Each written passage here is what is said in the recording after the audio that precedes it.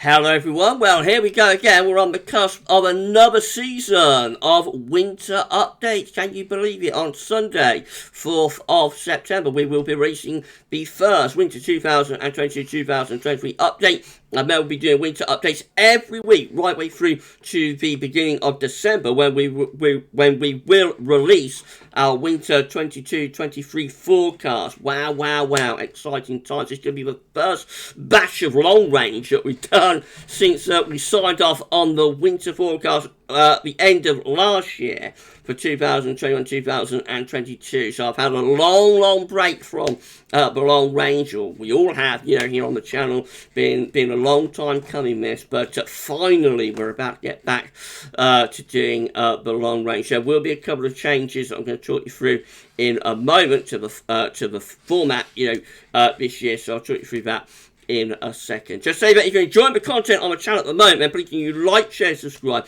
and we thank you so very much for doing that. I'm going to talk you through our full methodology in a moment, the things that we're going to be looking at through this season of winter updates, and we'll have a look at one or two longer range models at the end of the video as well. It's going to be epic, so thank you so much everybody for tuning in. Right, the changes are coming up this year. So over the past few years we've been doing winter updates in two parts. We've been doing part one on Sunday, looking at things like show activity, season of temperatures, and everything else that I'm going to talk you through in a moment. And then part two has been the analog side of the updates that will be tend to release on a Monday evening.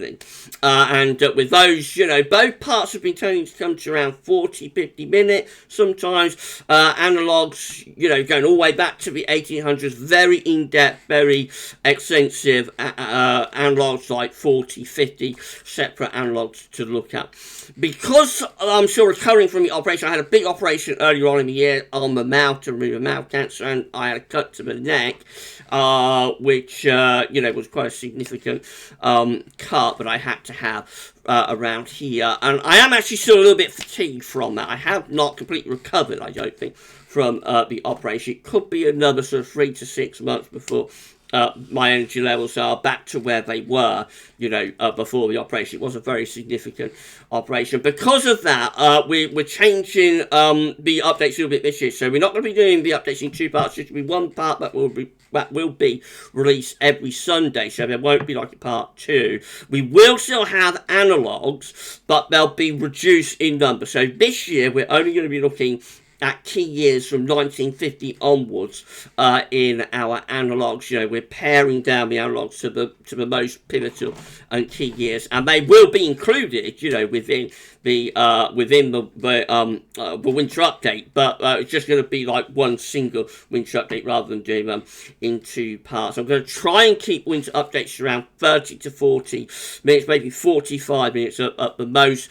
So that I don't get too tired and too fatigued during this season of winter updates, because as I say, the energy levels are still a little bit low and a little bit reduced. So that's the change in terms of the format with the winter update. So there's going to be one other change to the forecast. So when we release the forecast at the beginning of December, it will be like a full forecast that covers like 1st of December to last day of February before winter period. Will be including that. At the halfway point, though, we're going to do an update, a video, and see how the forecast is performing. So around middle of January, there's going to be like I won't say it's going to be revised, because if the forecast is on track, then we will just leave it alone and it'll be fine. But if the forecast is going awry, if it's not performing as we expected it to at the middle of January, then we will do a revision for the second half of the winter. We'll say the forecast is off the rails and try and maybe explain why that might be the case, but also do a revision for the rest of the winter. Nobody wants to issue a forecast that is wrong. We're all aiming to try and get the forecast right, and this is my way of trying to make up for what happened last winter and try to get a little bit of redemption maybe for myself. So there are two changes this year. I hope they're okay with everybody. I think the biggest change by far is going to be like the format of the winter updates, are doing significantly fewer analogs. But, needs must, and I am still quite tired and fatigued and not yet fully recovered from not only operation, but I suppose it's been a very, very mentally draining period, for me. It's been a rotten few months, and while things are getting back on track, now the effects are still there. So yeah, just going to pare things back a little bit this year. Right, so let's talk you through the methodology then. Right, so we're going to begin, of course, or we did begin, of course, with the NEO forecast. So we've already got this in the bank. We released this on the 3rd of July, always a starting point for our winter updates and forecasts. The winter 2022-2023 NAO forecast, is out there, has been so for a couple of months. We're on 15,500 and something views so far. Going to be one of the biggest videos on the channel, as they usually are. If you have not yet seen the NEO forecast, then please check it out. The link is in the description with this video. And that's like always a starting point for our winter updates and forecasts. So in terms of what we're going to be looking at over the next few weeks and the next 3 months, of course we're going to be looking at SERT activity, always a big player within our forecast. This is how SERT dish is looking on our side of this today from SERHAM.net. We are in the ascending phase of the SERT cycle. This is the extreme tracker that Shrine did for us a few weeks ago. You can see that from 2020 to now, we are very much ascending upwards with sunspot and solar activity.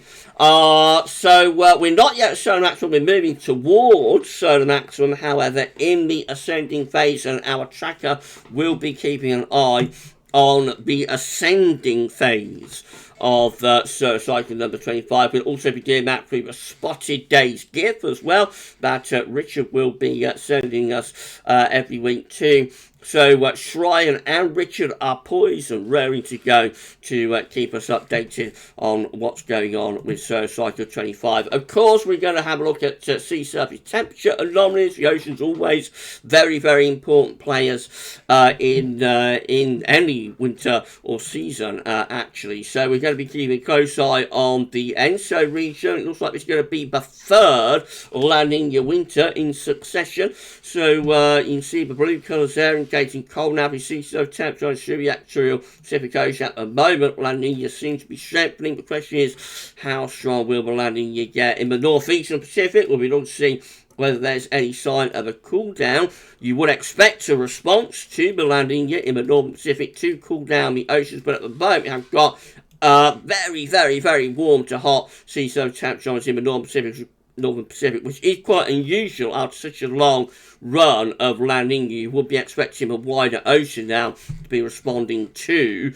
the La Nina, which is effectively pushing out, cool temperatures really from the equatorial Pacific Ocean. That should be feeding in across the wider ocean by this point. But anyway, we'll be looking to see whether the northeastern Pacific has a cool down. We've got a negative IOD, Indian Ocean dipole, going on with these cooler than average sea surface temperature anomalies just here, and warmer than average sea surface temperature anomalies over here. So off the coast of Africa, we've got cooler than average sea surface temperature anomalies. Off the coast of Indonesia, or towards Indonesia, got warmer than average sea surface temperature anomalies. That is a negative IOD, Indian Ocean dipole. We'll be trying to explain what, if any, impacts that could have if it carries on into the winter. In the North Atlantic, we've got a very, very warm North Atlantic as well. So we've got a warm Northern Pacific Ocean, got a warm North Atlantic Ocean.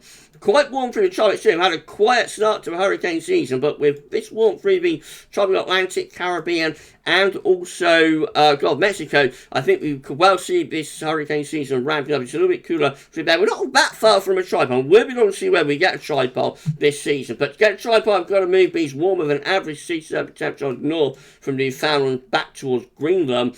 And then ideally, you would want to cool things down just here. So we'll be looking to see if it gets colder or cooler through there, warmed up through there, and becomes warmer around there. If we get that, then we'll have the classic tripole. Well, we're not that far away from a tripole at the moment, but we're not quite right. So the oceans will, of course, be a very important part of our winter updates, as they always are. We'll be keeping a close eye on what's going on with La Nina, of course. Will it strengthen? Will it get stronger? At the moment, CFSB2 is forecasting a weak La Nina, although some of the latest ensemble crew members are trying to get a stronger landing going, perhaps down to moderate phase. And we will also keep an eye on the Southern Oscillation Index as well to see what the atmosphere is doing in response to what the ocean is doing in the actual Pacific. And at the moment, of course, we have a positive SOI, Southern Oscillation Index, which is reflective of La Nina.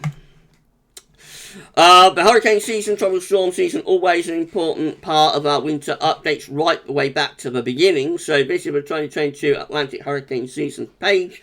And, at the moment, very, very quiet start to this hurricane season. But I reckon we will start to see things livening up, and we'll see a few more, hurricanes and storms and whatnot appearing on this page over the next few weeks and months. We'll keep a close eye on that. It certainly looks like the hurricane season is beginning to pick up now. So this is from National Hurricane Center. We've got various disturbance areas in the tropical Atlantic, and I reckon at least one of those within the next week or so will make it to hurricane status. The QBO, the quasi-binary oscillation, is moving into its westerly phase, so we'll keep an eye on that, keep updated with that. At the moment, you can see that the westerly QBO is descending. So the 25 is ascending, but the westerly QBO is descending from the stratosphere down into the troposphere. This is going to be a westerly QBO winter, probably quite a strong westerly QBO winter, and we'll be trying to explain what, if any, impacts that could have on our winter fate. We'll keep an eye on the Arctic and North Atlantic oscillations too. At the moment, both the AO and the LEO are in negative phases as we're moving into September, which is probably a signal for cooler and wetter weather. Of course, the polar vortex plays a very important part in the winter, and so we'll be watching and monitoring how the polar vortex develops. We'll be looking at forecasts to see what is expected to happen with this year's polar vortex as we get closer to the winter. This is the latest GFS from meteoshield.fr, where we've got these blue colours here appearing. They look pretty innocuous at the moment, but these blue colours just here, that is the beginnings of this year's polar vortex. It's already there over the North Pole at 10 HPA in the stratosphere, and that polar vortex will get stronger over the next few months. Will it be a PB of doom? I wonder.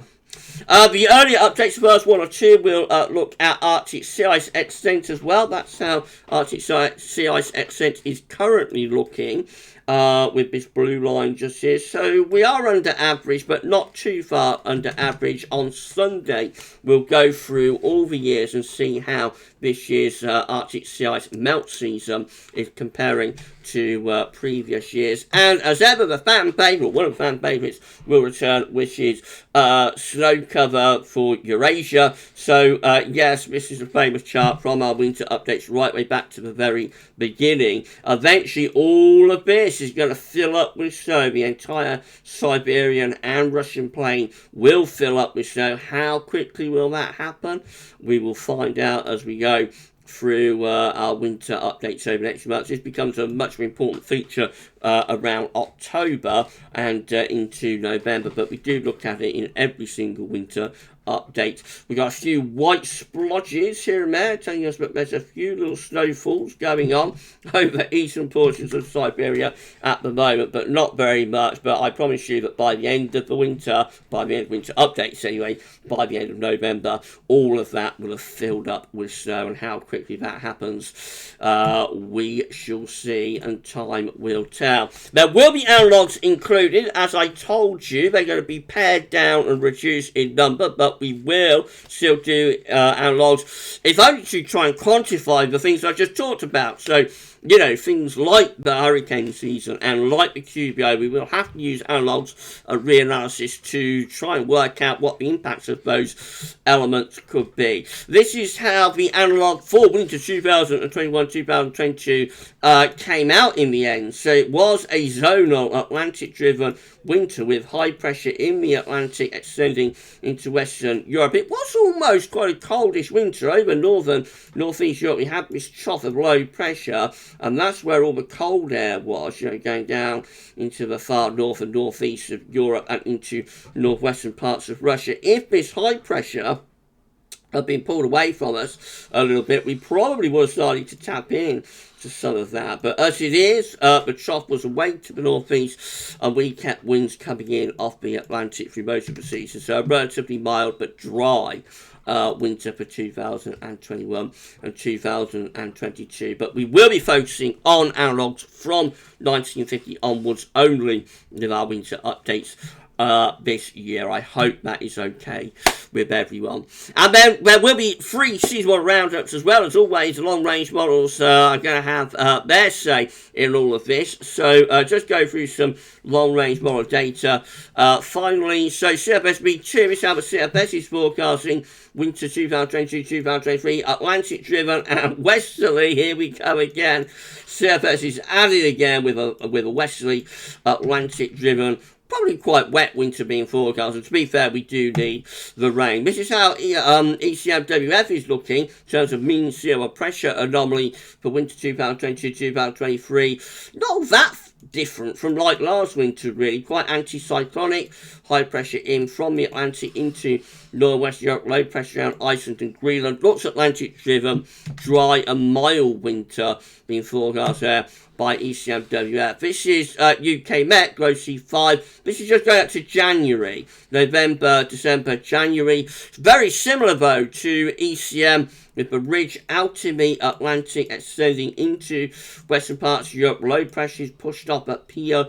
So that again is a rather dry but also mild winter. And what we don't want after such a dry year so far, what we really don't want is another dry winter. You know, we do want to see some useful, much needed rainfall, I think. Possibly it could come in the form of snow, but what we definitely want is precipitation this winter to make up some of that rainfall deficit. If we have another very dry winter, then we could be in quite a bit of trouble actually with our water reserves by the summer of 2023. So we are going to be looking to see whether the drought will break and whether we'll make up the rainfall deficit a bit this winter. This is mean sea level pressure line from Meteo France at Copernicus for November, December and January. That's a little bit better, this, if you want to call winter. The high pressure is slightly further northwards, actually, up towards Greenland and Iceland. So that could allow something a bit colder to come in from the northeast. Of course, we've got such high energy prices at the moment. There's going to be a lot of interest about this winter. So it's going to be very pivotal, I think, actually. In terms of what's going on, in terms of the drought. Will we make up the rainfall? Will we have another very dry winter? Will that leave us in a lot of trouble summer 2023? That would be one really important question for this winter. And of course, the other question will be in terms of the energy prices. Will we have a mild winter to try and help? Will that help people with their energy bills and whatnot? Or are we going to be in a lot of trouble if we have a cold winter? We'll be in a lot of trouble, I think, in terms of the energy prices. So I expect there's going to be a lot of interest, probably more than normal, in terms of winter updates and the winter forecast this season. Let's have a JMA. So again, this is from Copernicus. Takes a high pressure even further north. This is mean sea level pressure anomaly again for December, November, December, January. Takes that high pressure a little bit further north even. So the further north the high pressure goes, the more chance we've got of bringing in the wind from a colder northerly or easterly direction. JMA really isn't that far from being quite a cold scenario, and this is how the Beijing Climate Centre looks finally, and that gets a high pressure even further north. This is 500 millibar high anomalies for winter 2021-2022 itself, and it gets a high pressure all the way to Greenland with this one, and so that would, I think, be a cold scenario that would suggest a cold easterly wind, quite regularly, northerly and easterly winds quite regularly through this winter. It's very, very early days for these models, and we'll do 3 season model roundups on at the end of September, at the end of October, and at the end of November too, and we'll see how all of them are performing. And of course, the swingometer will return from update number 3. Update number 3.